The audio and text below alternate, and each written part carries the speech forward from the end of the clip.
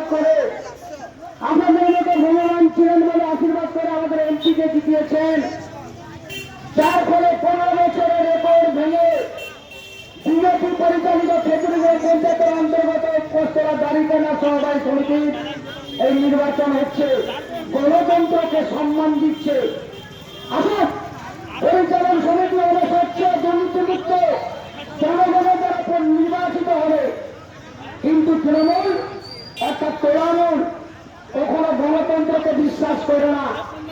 তারা শুধু পুলিশকে দিয়ে নিজের আখের গুছানোর জন্য এবং সমস্ত সমবায় সমিতির টাকা পয়সা লুট করার জন্য কৃষকদের স্বার্থকে ধূলিসাৎ করে তাদের স্বার্থ চরিতার্থ করার জন্য পরিচালন সমিতি নিজেদের মতো করে পরিচালন কমিটি নির্বাচন করছেন। আপনারা দেখেছেন আমফানে, আপনারা দেখেছেন কত রকম ঝড় আমফান, আয়লা থেকে শুরু করে